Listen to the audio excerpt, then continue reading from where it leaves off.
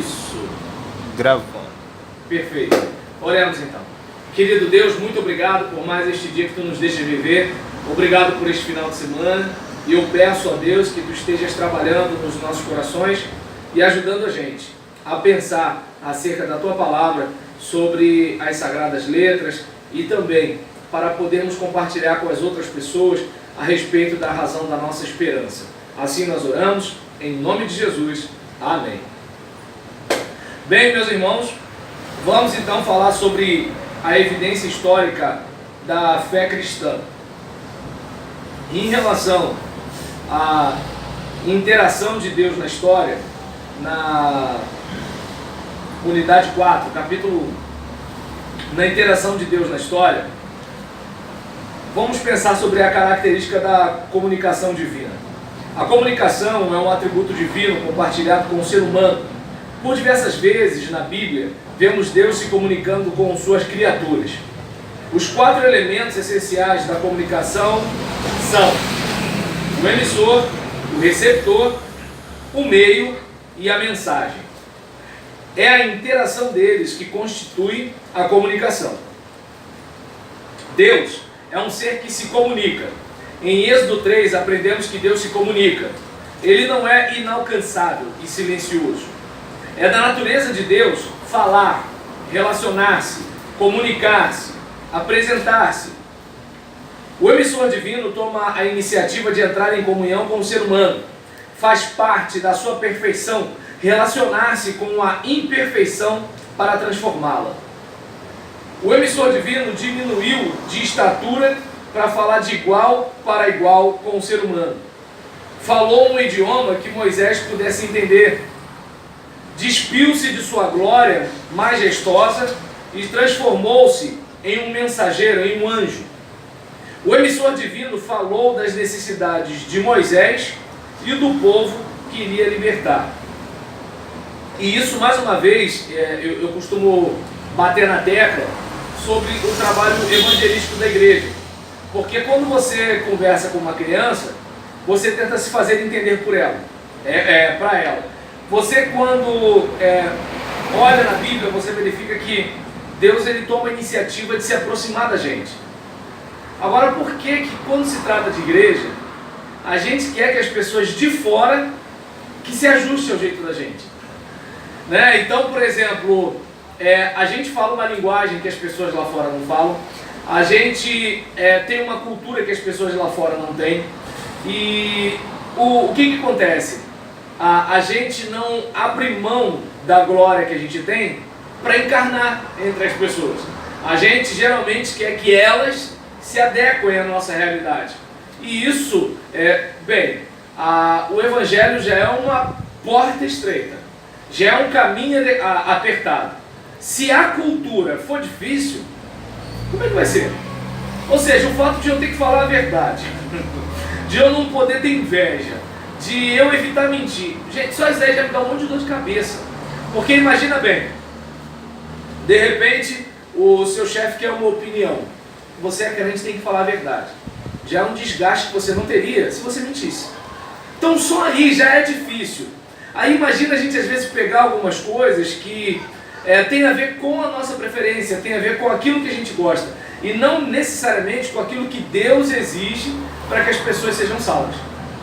Porque aquele caso, por exemplo, eu observo que quando os estrangeiros trouxeram o Evangelho para cá, eles trouxeram aquele templo que parecia tipo uma igreja católica, uma torrezinha do lado, algumas igrejas até com sino, trouxeram o piano, trouxeram o terno e a gravata. Agora, por exemplo, você vai para a África evangelizar alguém. Se você não respeitar aquela cultura, imagina, o que comunica mais lá? O batuque ou o piano? Entende? Só que o que aconteceu aqui no Brasil? A gente demonizou o batuque. Porque como o mundo de religiões. Exatamente, como o colonizador, né? Ele queria que a religião dele prevalecesse, ele fez o quê? Ele demonizou tudo que era diferente da religião dele. E aí, qual o problema? O problema é que o demônio, ele não precisa da religião do outro, ele pode atuar na minha. Né? Então, é que nem eu converso às vezes com algumas pessoas, que elas falam assim, não, porque tem o demônio, né, lá na religião do outro e tal. Eu falei, ué, quem garante que o demônio não está na minha? Né? Porque às vezes algumas coisas que acontecem entre nós, gente, não pode ser Deus. Né? Tem algumas coisas que acontecem entre os crentes que assim, gente, só pode ser Satanás, não tem como ter outra coisa. Tantos cultos distorcidos fora do evangelho. A gente vê, por exemplo, às vezes algumas pregações que mais prometem, como é que eu posso dizer, olha, se você der isso de oferta, vai acontecer isso na sua vida. É como se você estivesse comprando uma bênção. Aí tem essa parte. Tem a outra de que a gente tem que agradar o fulano, porque senão ele sai da igreja, se ele sair da igreja diminui o dízimo. A gente precisa fazer uma média com o irmão fulano, porque ele canta bem. E se ele faltar ao culto, a igreja fica murcha, o pessoal fica devagar. Então, gente, vamos e venhamos, não tem Deus nessas coisas. Isso não tem Deus, né? E nem por isso tem uma outra divindade sendo alvo das orações, da música, da pregação. Está todo mundo falando de Jeová, está todo mundo falando de Jesus, está todo mundo dizendo que leva a cruz, está todo mundo dizendo que ama a Deus. Mas o que acontece? Mentira, politicagem, intriga, um monte de coisa que está acontecendo que assim, gente, a gente sabe que o único espírito que está nesse negócio é o espírito diabólico. Não tem outro espírito no negócio desse. E aí às vezes a gente está assim, não, porque a religião do outro tem um demônio. A minha tem Deus. Deus está onde a vontade dele é feita. Na cabeça dele, na dele tem Deus também. E exatamente porque a questão é o seguinte, a vontade de Deus está sendo feita, Deus está sendo glorificado, porque, por exemplo, quando eu faço algo contra você, Deus não está sendo glorificado. E se Deus não está sendo glorificado, a gente está agradando a quem, meu Deus? Então, aí observa bem, e todo mundo dentro do templo. E às vezes apontando o dedo, dizendo que o outro é o filho do diabo, que o outro vai para isso, o outro vai para aquilo. Quando às vezes tem coisas para a gente consertar na nossa casa, a gente não conserta, né? E praticamente assim, Satanás está rindo da cara desses crentes, por quê? Eu estou conseguindo usar essa gente toda e eles estão achando que eles estão me vencendo. Ou seja, eles estão achando que estão na vontade de Deus, só que eles estão fazendo a minha vontade. Aí eu pergunto, se a gente for falar de adoração mesmo, quem está sendo adorado, meu Deus? Não é Deus. Quem está sendo adorado, às vezes, dentro dessa igreja, é o próprio diabo. Deu para entender o raciocínio? Assim, um analfabeto funcional vai entender o que eu estou dizendo, né? Que as igrejas estão adorando o diabo. Não, não é isso que eu estou dizendo. Só estou dizendo que, assim, o Pai procura verdadeiros adoradores, senão que existem os falsos, né? E como os verdadeiros adoradores adoram? Em espírito e em verdade. Então a questão não é se o cara canta bonito, a questão não é se a música é bem tocada, o que é importante, mas não é isso. O Pai está procurando uma adoração que seja verdadeira e espiritual.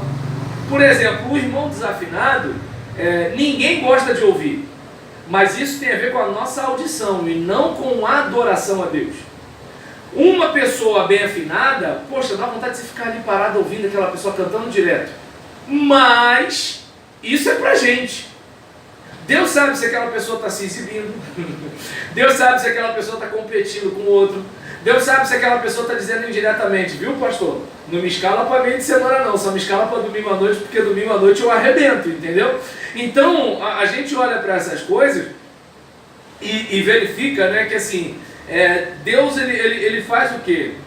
Deus ele se diminui, Deus fala o idioma do homem, Deus abre mão da sua glória, ele se aproxima, e a gente que é a gente mesmo, não, é o outro que tem que entrar no meu formato, é o outro que tem que falar o crentez, né? Então, por exemplo, o outro que vai ter que falar sobre doutrina, discernimento, palavras que ele não está acostumado a falar no dia a dia, né?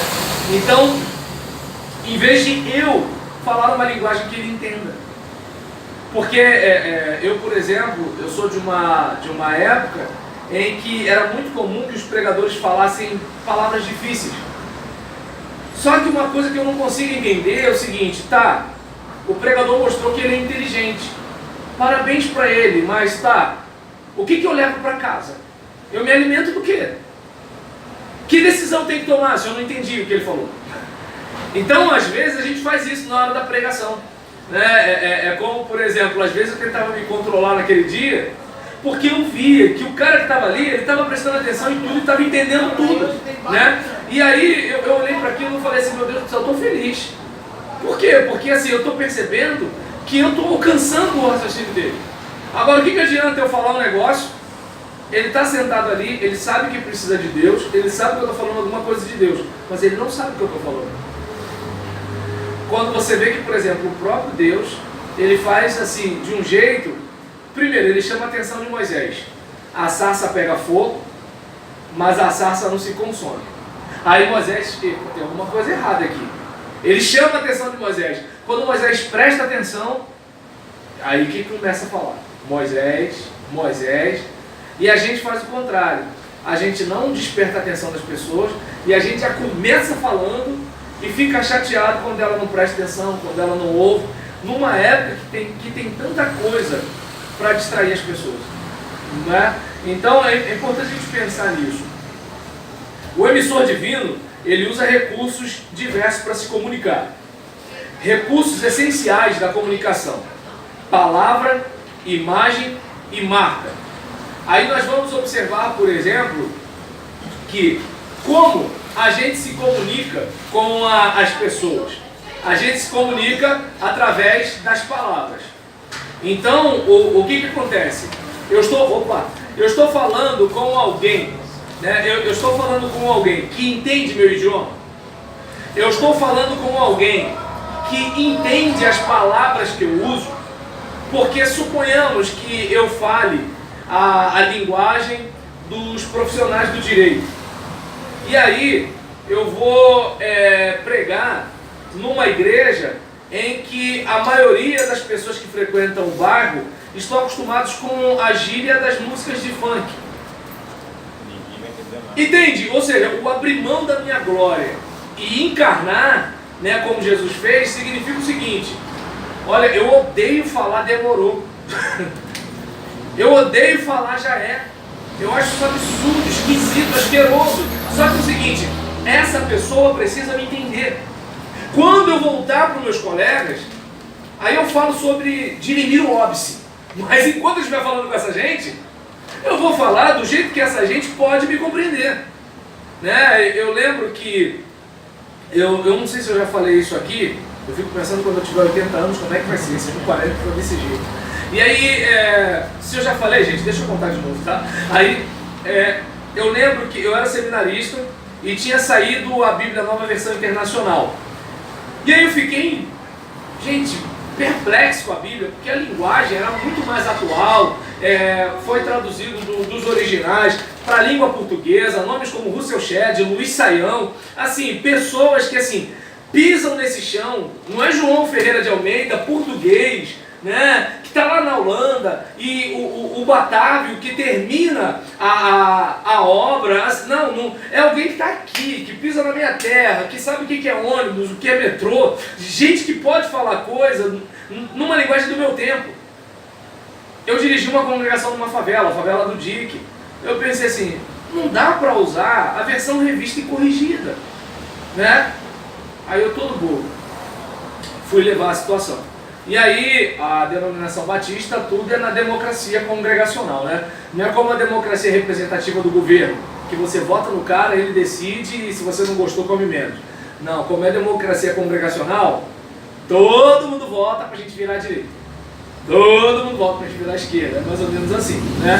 Então, o líder ele tem que ser muito de Deus e muito inteligente. Se ele for um pouco burro, se ele estiver um pouco longe de Deus, fica difícil. E nesse caso, em relação a isso, né? Eu falei, gente, ó, trouxe 10 Bíblias, porque só tinha 10 membros. Eu nem consultei ninguém, eu falei, todo mundo vai aceitar um negócio desse. Só que não. E aí nisso... Não, mas como é que pode? A gente está trocando a Bíblia. A gente não pode mudar a palavra de Deus. E para explicar que palavra de Deus é palavra de Deus e o que a gente tem é tradução e versão. E para explicar isso, pega uma versão original e dá pra ele. Aí o que acontece? Calma, vai devagar. Aí tem que amar o povo até o fim. Aí nesse caso, em relação a isso, só de eu contar ele já está perdendo a paciência com o povo. Aí o que aconteceu? Eu dei um exemplo lá de Efésios capítulo 5, se eu não me engano, a partir do versículo 15, em que eu leio para eles. Olha aqui, gente. A Bíblia está dizendo na Nova Versão Internacional: vejam cuidadosamente como vocês estão vivendo, não como insensatos, mas como sábios, aproveitando bem cada oportunidade, porque os dias são maus. Olha como é que está na Nova Versão. Agora eu vou falar para vocês na versão que vocês usam. Vede prudentemente como andais, não como nécios. E aí nisso, quando eu ia continuar falando, aí uma garotinha, se eu não me engano, acho que Tamires, já deve estar uma mulher já, foi em 98 isso, né? E aí nisso ela devia ter mais ou menos uns 7 anos, e nesse caso, ou deve estar, já está, meu Deus do céu, porque eu não senti que passou muito tempo assim da minha vida. E aí nisso, peraí tio, eu falei, o que foi, Tamires? Não é verde que se fala não. Eu sou pirralha, vai me corrigir isso mesmo? É como então, Tamires? É verde que se fala. Aí eu cheguei e falei, tá vendo, irmãos? A Bíblia é a palavra de Deus em linguagem humana. Só que Deus não falou com essa menina através da nossa versão. O seminarista está dizendo que a palavra de Deus... Eu falei, meu Deus do céu, deu tudo errado. Aí nesse caso, onde eu quero chegar?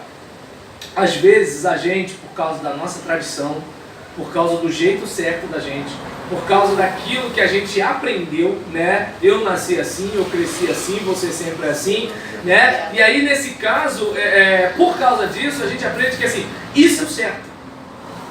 E o que acontece?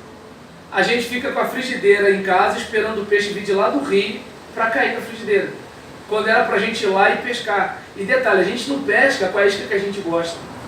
Por exemplo, eu gosto muito de contrafilé e gosto mais de contrafilé do que de filé mignon. Diante de Deus, gosto mais. Todo mundo fala do filé mignon, mas eu prefiro contrafilé, né? E com gordura ainda por cima. Ô, Senhor, me perdoa. E aí, nesse caso, né? Mas não é isso que eu vou jogar pro peixe. Eu tenho que ver qual é a isca que ele gosta. Não é a que eu gosto. E qual o problema da gente enquanto igreja? A gente quer jogar a isca que a gente gosta. E aí a gente canta letras, né, com todo respeito ao pessoal, eu até gosto também, né, de eu quero conhecer Jesus. Só que é o seguinte, quem por exemplo, no bairro que a gente mora, sabe o que é Yeshua? Entende? É só a gente parar para pensar. Vou pegar uma coisa da minha época. Homem de guerra é Jeová. Seu nome é temido na terra. Peraí, eu estou vindo aqui buscar quem? O Deus da paz, homem de guerra. Que negócio é esse? Entende? Assim, às vezes a gente não pensa na hora de comunicar algo para alguém, né? E a gente percebe que, assim, de acordo com os recursos essenciais, né? A palavra, qual é a palavra que a gente usa na hora de se comunicar? Por exemplo, a Convenção Brasileira me chamou para escrever 13 lições para adolescentes. Eu estou na segunda lição agora. E o que eu fiz? Eu entrei em contato com pessoas que são professores de adolescentes, né, de igrejas batistas, até por causa da questão doutrinária, que aí não vai adiantar nada, se for de outra denominação, o professor só vai arrumar confusão com o pastor dele. E aí, nesse caso, eu falei, quero alguém que esteja trabalhando com adolescentes. Ô pastor, eu já trabalhei. Quando? Tem uns 10 anos. Falei, então você não serve, meu Deus. Os adolescentes tá tudo adulto. Entende? Eu, por exemplo, fui líder de adolescente quando meu computador tinha drive de disquete. Ou seja, eu trabalhei com adolescente, mas o adolescente daquela época não tinha Netflix. A azul, a cor mais quente, não passava na televisão dos adolescentes que eu dava aula. Então, o que acontece?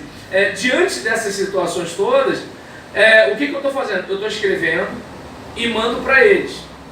E aí eles começam a discutir comigo sobre as palavras. E por que eu os respeito? Porque eles estão no chão de fábrica. É como se de repente eu fosse o oficial que está comandando e eles fossem aquele soldado que está lá na frente. É ele que está lá no calor da batalha. Então é dele que eu tenho feedback. Claro que a gente vive numa sociedade que aquele que está comandando, ele só quer ter o prazer de comandar como quem está brincando, né? E não, eu quero assim, se você disser, mas não funciona, vai ser desse jeito. Né? Então, infelizmente, essa é a mentalidade que chegou no arraial evangélico. Aquilo que eu te falei, o fato de estar um nome de igreja para Deus, não quer dizer que está a serviço de Deus. Às vezes Satanás está mandando no negócio e a gente pensando que é a gente que está mandando no Satanás. Né? E aí, nesse caso, a importância da palavra, a imagem, muitas vezes a gente não presta atenção nisso. A importância, né, de você, observa bem o caso da linguagem audiovisual. Minha esposa, ela trabalhou com criança, né, quando a gente trabalhava lá na congregação, e ela fez um curso na APEC, né, uma associação que trabalha com evangelização de crianças, e aí ela trabalhava com flanelógrafo. Conheceu o flanelógrafo? Não, né? Aí era um negócio que era tipo um cobertor que ficava no quadro, e aí a gente tinha uns desenhos que atrás tinha um velcro tipo lixa, e aí você ia contando a história de Eliseu, botava o Eliseu, botava a mulher sunamita, um negócio mais ou menos assim. E aí, observa bem, isso era o que a gente usava. Hoje, a gente pode projetar um vídeo. Entende? Não vou muito longe, meu filho nunca viu um flanelógrafo e fica irritado quando dá aquela rodada assim para mudar de um vídeo para outro no YouTube. Imagina como é que vai ser daqui a 10 anos, meu Deus do céu. Se o meu filho, que não tem 2 anos, a gente tem que falar assim, calma, cara. Pegar essa internet de escada, né? Tem que meu, não conheceu, ele ia ter um treco, entendeu? Até um piripaque. E aí, olha como é que são as coisas. E detalhe, a gente, como está com fibra ótica, a gente tem 50 mega. Ele não chegou a pegar os 10 mega das Velox, que já era melhor do que a discada. Era 16 kbps. Isso, é o que eu estou dizendo. Entende assim, ele não chegou a pegar o Velox, né? E aí, observa bem, às vezes, o que está acontecendo? A igreja, ela bota na conta do Espírito Santo uma coisa que é a gente. É aquele caso, o Espírito Santo, ele convence o homem do pecado, da justiça e do juízo. Mas quem prega é o homem. Quem usa as palavras é o homem. Quem de repente pode transmitir ódio, preconceito e deboche é um homem. Então, o que eu preciso fazer? Se Deus é como aquele açougueiro, eu preciso ser uma faca bolada. Ele pode cortar a carne com uma faca cega? Pode. Mas agora, tá entendendo? Onde ele vai ter mais prazer e onde a ação vai ser mais efetiva? Aí é a escolha de cada um. Né? Então, a palavra, a imagem e a marca. Aquela ideia, quando eu conversava com a igreja que eu pastoreei sobre isso, eu falava, olha, a gente precisa estar na cabeça das pessoas de uma tal forma que quando elas pensarem em Deus, pensarem em igreja, elas vão pensar na gente. Quando elas pensarem em evangelho, elas vão pensar na gente. Isso é importante. E o que acontece? Às vezes a igreja, ela passa uma marca, né? Ela passa uma imagem, ela passa uma ideia de que é o seguinte, olha, quando eu ficar velho eu vou para a igreja. Por quê? Porque o crente não é feliz. E realmente, às vezes você olha para a cara de alguns crentes, parece que eles não são felizes mesmo, não. Tá entendendo? Não, tô falando sério, às vezes o cara que tá lá lavando o carro, escutando Raça Negra, parece que ele tá mais feliz do que o cara que recebeu a vida eterna.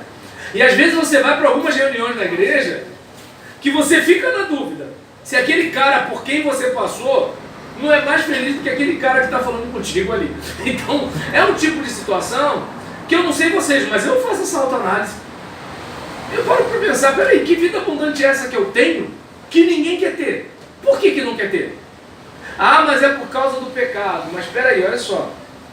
Vamos pensar, digamos, tem aquele pessoal, né, na academia que tem aquele corpo do tipo, nunca serão, né?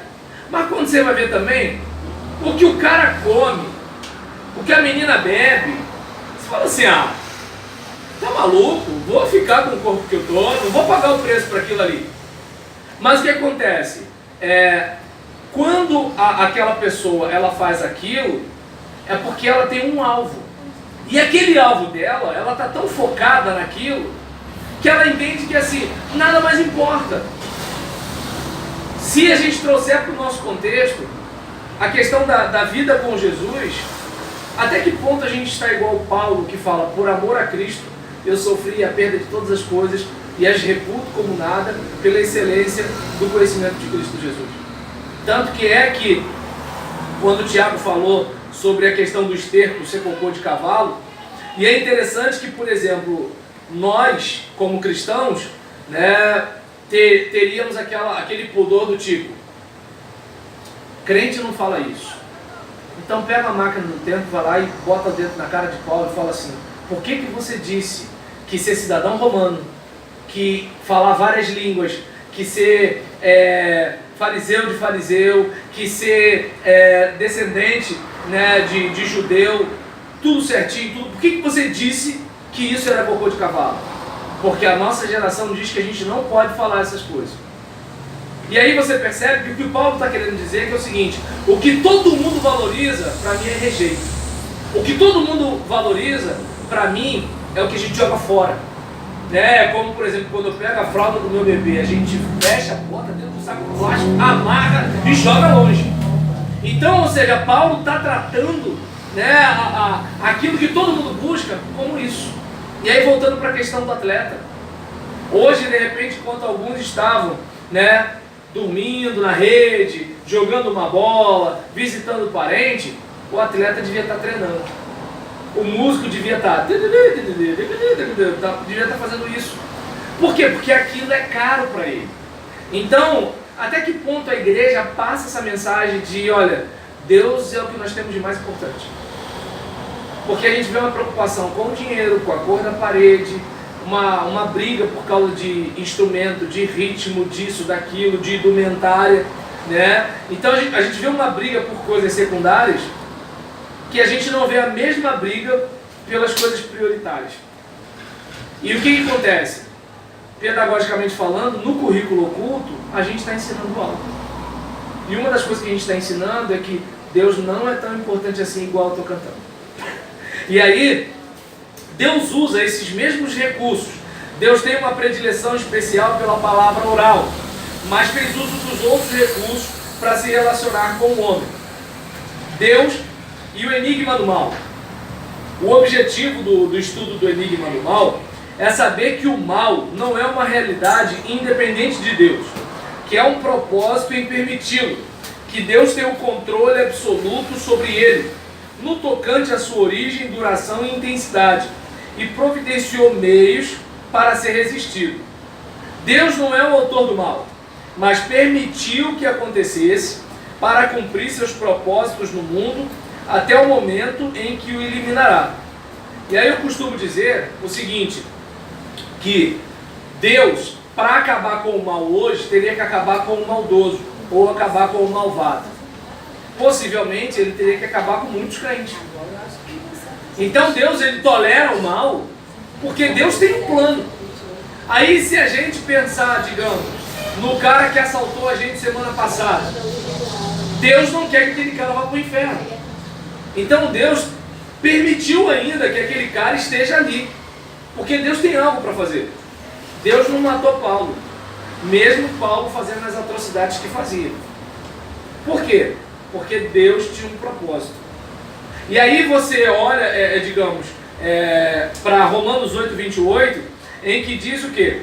Que todas as coisas cooperam para o bem daqueles que amam a Deus, aqueles que são chamados segundo o seu propósito. E qual é o propósito? É que sejamos conforme a imagem do seu Filho Jesus.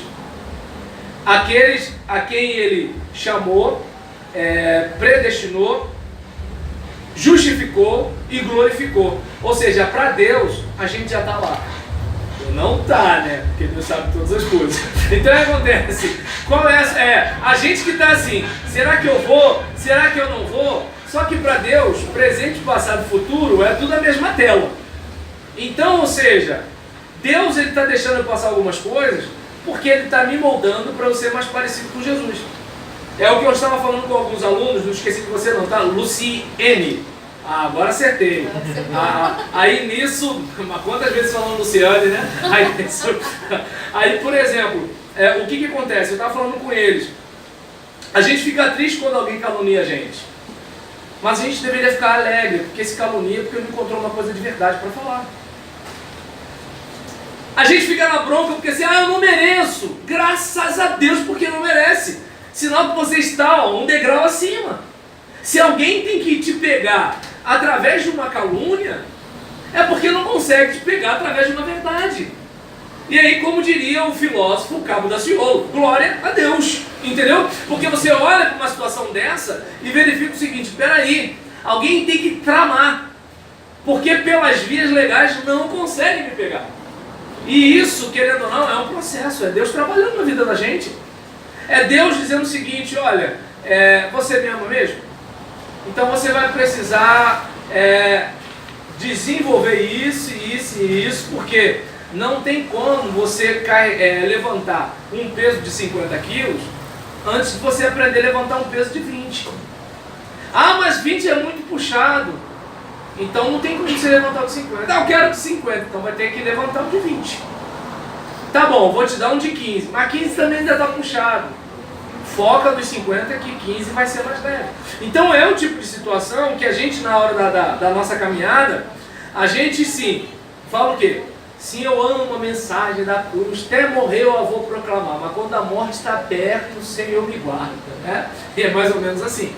Aí eu digo o seguinte, eu vou seguir Jesus, não importa onde for, seguirei meu Senhor. Só os antigos lembram, né? E aí nisso, peraí, seguir Jesus significa que eu vou chegar lá no céu. Mas significa que até chegar ao céu tem uma cruz para carregar, tem bofetada para levar, tem mão para ficar amarrada, tem açoite nas costas. E quando chega nessas partes, a gente não quer. Não, gente, seguir Jesus é tudo, é o pacote todo. Você vai chegar lá na glória, os anjos vão te saudar, Deus vai te receber, mas até chegar no terraço, tem os lances de escada para subir. Não tem elevador para o céu. É degrau por degrau. É botar a bofe para fora, parar para descansar, de dar uma desmaiada, levanta e vamos seguir. Fala, Luciane. Não, você falou sobre as coisas ruins que acontecem, né? E que às vezes as pessoas se perguntam aonde, como se fosse assim, aonde está Deus? Isso. Né?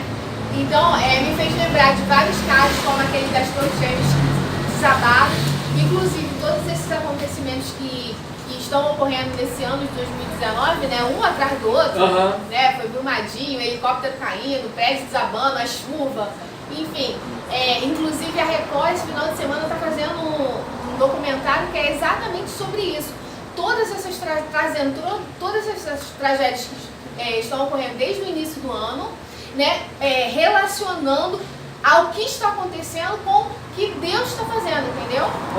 E eu achei assim, não passou, não sei se é hoje, não, a Record, não sei se vai passar hoje ou amanhã, mas justamente porque as pessoas estão se perguntando, o que está acontecendo? Cadê Deus?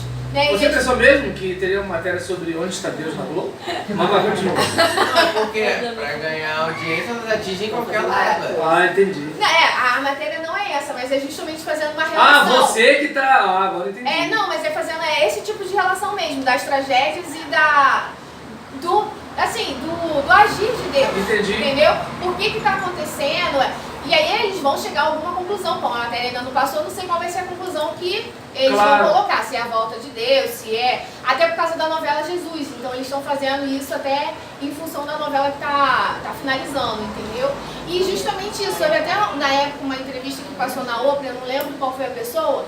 E uma das perguntas foi essa. Se Deus é tão bom, onde ele estava na hora que acontecem as tragédias? Por que ele não interfere?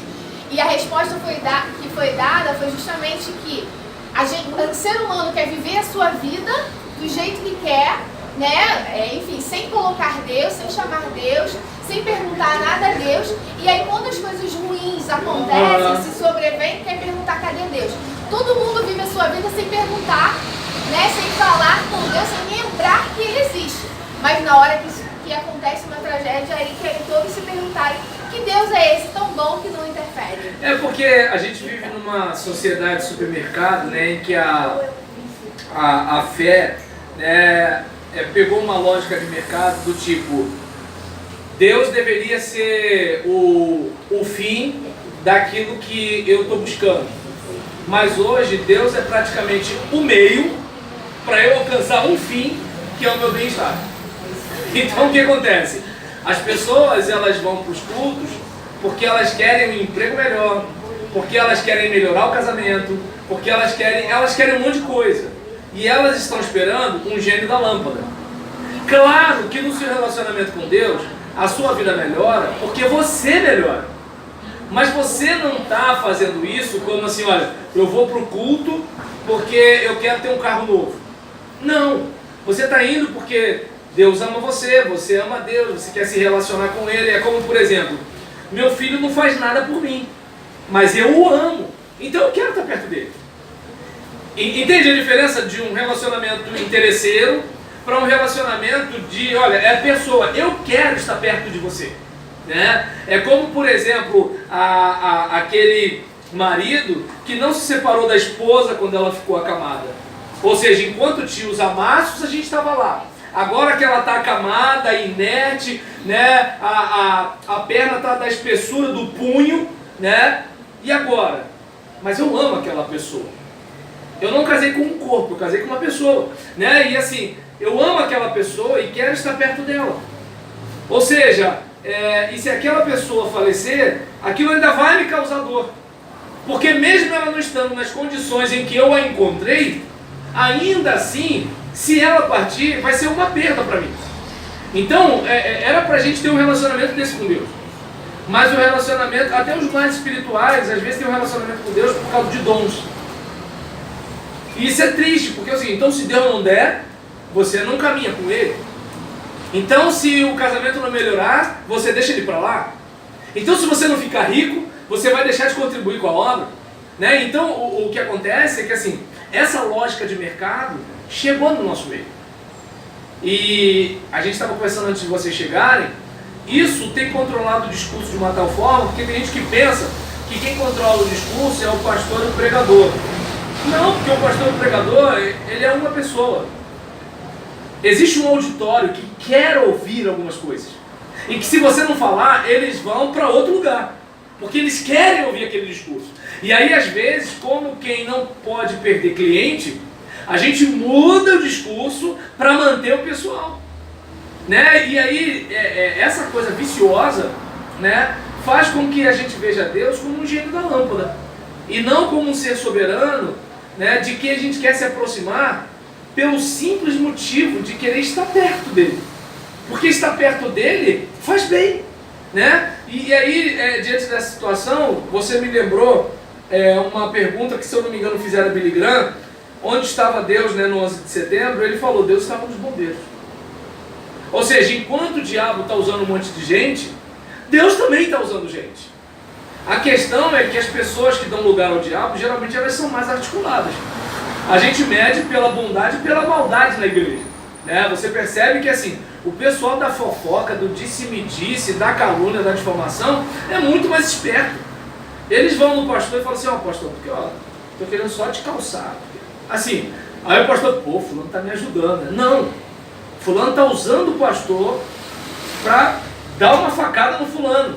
Porque ele não tem força política, espiritual, sei lá qual força o suficiente para detonar o desafeto dele. Mas o pastor tem.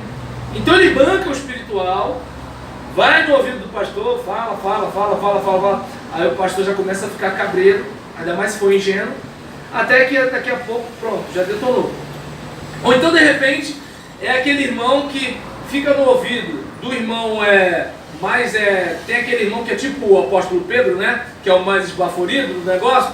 Aí ele vai e fica ali, buzinando. Aí numa reunião, quem é que levanta a mão para questionar o que o pastor está fazendo? Aquele irmão. Aí o pastor pensa que aquele irmão está perseguindo ele. Não, aquele irmão é bucha do outro, que está quietinho no canto. Se bobear, ainda bota a mão no ombro do pastor e fala assim, pastor, tem que ter paciência com esses irmãozinhos, né? Aí observa bem como é que as pessoas a serviço de Satanás, elas são muito mais articuladas. As pessoas a serviço de Deus, geralmente elas são mais espontâneas, geralmente elas são mais ingênuas, geralmente assim, elas são elas são, como eu posso dizer, pelo fato de elas buscarem evitar a malícia, elas acabam não percebendo a malícia. Daí onde Jesus fala que é para ser o quê? Simples como a pomba e prudente como a serpente. Né? Não é venenoso como a serpente, né? É prudente como a serpente. Então, às vezes o indivíduo ele pega e joga a criança junto com a banheira e a água suja, né? E era para a gente ficar atento a isso. E o que acontece? A gente acaba vendo mais o que o diabo está fazendo do que o que Deus está fazendo por causa dessas questões. Primeiro porque a gente tem uma tendência a focar mais no negativo. Vamos pegar a questão de reunião de oração. Eu vou para a reunião de oração hoje, minha unha está encravada. Ah, irmãos, olhem por mim, porque está doendo demais, eu boto um sapato, é muito difícil, parará, tal. Aí os irmãos olham. Chega na semana seguinte, eu não estou mais sentindo a dor no dedo, mas estou com dor de cabeça. Ah, irmãos, olhem por mim, porque eu estou com dor de cabeça, estou com meu papá, os irmãos olham. Na semana seguinte, irmãos, eu tenho um concurso para fazer, ora por mim. Ou seja, o indivíduo nunca faz o seguinte, sabe aquela oração que vocês fizeram? Olha, naquele mesmo dia, ou naquela mesma semana, naquele mesmo mês, naquele horário enquanto vocês estavam orando aqui por mim, estava acontecendo isso lá no escritório onde eu trabalho. Não faz isso. Só pede, e aí numa reunião que todo mundo só pede, ninguém é contagiado com aquela ideia assim, Deus responde. Então a gente tem uma tendência muito grande para o negativo. A gente precisa estar muito atento. Por exemplo, conta-se que um missionário, ele estava dando testemunho de algumas coisas que estavam acontecendo, e aí quando ele terminou de dar o testemunho, uma pessoa perguntou, mas é verdade que lá tem perseguição assim? Tem.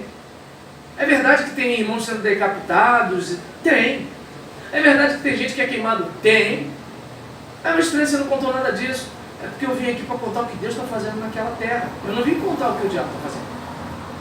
Entende? Então a gente tem uma inclinação para isso. Então junta, a gente tem uma inclinação para focar no negativo. Né? A gente tem as pessoas maldosas muito mais articulosas do que as pessoas que querem glorificar a Deus. E aí quando a gente olha para tudo isso, parece que Deus não está agindo, parece que Deus não está vendo. Mas Deus está. Eu por exemplo, quando eu tenho uma frase que brota assim na minha cabeça que eu gosto dela, eu vou e anoto, né? Eu estava anotando hoje, se você tem, como é que é, vou achar aqui, melhor. A coisa está tão fresca que eu não lembro mais. Mas eu tenho aqui, estou com o computador hoje. Esse é o problema do computador, né, rapaz, e do celular. A gente não esquenta a cabeça de lembrar nada. Eu salvei aqui um arquivo, frases roberlanianas. E aí nisso, deixa eu ver aqui. Você está fazendo bem? Não tenha pressa, porque logo sua recompensa vai chegar. Você está fazendo mal? Não tenha pressa, porque logo a sua recompensa vai chegar. Parece que a colheita da nossa semeadura nunca vai chegar, mas vai chegar. Entendeu? Então, só que eu pensei bem, eu falei, se eu postar alguém vai achar que é alguma coisa, deixa isso quieto, né? O pessoal já vai para a internet cheio de problemas, então deixa esse pessoal para lá. E aí, diante desse caso, onde eu quero chegar? A Bíblia fala, não nos cansemos de fazer o bem, porque a seu tempo colheremos, se não tivermos desfalecido. Então a tendência da gente é o quê? Fazer o bem cansa. Agora fazer o mal é tão bom, né? Então, deixa eu ver, tem ninguém olhando, deixa eu fazer o mal, tá entendendo? Ninguém tá vendo, é aqui na cabeça, deixa eu pensar o mal, é aqui no meu coração, só um pouquinho de ódio do Rafael, ninguém sabe, nem o Rafael. Aí eu vou chegar, Rafael, amado. Já viu? A pessoa vai, aperta sua mão e ainda passa assim, né? Alisa assim o ombro, né? Amado. E às vezes a pessoa tá cheia de ódio de você, tá de inveja. Tá dando para entender? E aí, assim, diante dessas situações, eu não sei se dá pra gente perceber que, assim, Deus não é o autor do mal, mas Ele permitiu que acontecesse para cumprir seus propósitos no mundo até o tempo em que Ele eliminará. Porque se Deus falasse assim, eu vou matar todo mundo que faz o mal, nem a gente ia escapar. Porque tem aquela vez que a gente pega o microfone no público, e não foi bem Deus que mandou a gente dizer aquilo. Não foi. E às vezes no fundo, o cara, ele tá sentindo que se não é bem, mas assim, já que eu tô aqui, já que eu comecei, deixa eu terminar. Às vezes aquele momento é aquela oração Não é para ele falar aquele negócio na oração. Já que é para Deus, fala no secreto. Mas não, ele quer que alguém escute aquilo que ele vai falar. Percebe? Se Deus fosse fuzilar, gente, ele ia pegar todo mundo. Mas ele não faz isso. Então ele faz o quê? Olha, eu estou deixando a coisa fluir, porque eu tenho todo o quadro na minha mente. Eu conheço toda a história. Eu sei como a coisa vai acontecer. Então, como diz aquela música do grupo Melody, né? Espera só mais um pouquinho, né? E assim, e ainda bem, porque se Deus de imediato, Ele nos recompensasse por algumas coisas, primeiro, você fez um pouquinho de nada de coisa boa e Ele já recompensou. A tendência ia ser o quê? Preguiça. É só fazer isso aqui que Deus paga. Agora, quando a gente persevera, a gente fica mais resistente, a gente fica mais tenaz, a gente fica mais guerreiro. Quando as pessoas fazem maldade contra nós, a gente fica mais esperto, a gente fica mais forte. As dores, em vez de nos derrubarem, pelo contrário, elas deixam a gente mais resistente, né? E aí, por exemplo, como é que eu posso dizer? Deus não gostaria que nós sofrêssemos. Eu tenho certeza disso. Mas existe escola, gente, melhor do que o sofrimento para a nossa maturidade. Está dizendo que está acabando aí? Tá pensando, né? Por isso que você estava olhando para a câmera. Aí tá com aquele olhar assim parado, mas como estava olhando para lá, eu pensei que ele estava olhando para lá. Falou de sofrimento. Aí, falou de sofrimento. Que isso. Aí nesse Eu caso... tô lembrando das pessoas que apertam minha mão e alisam meu ombro. Olha só, faz isso não, pelo amor de Deus. Eu dei um exemplo de como a pessoa pode fazer, só isso.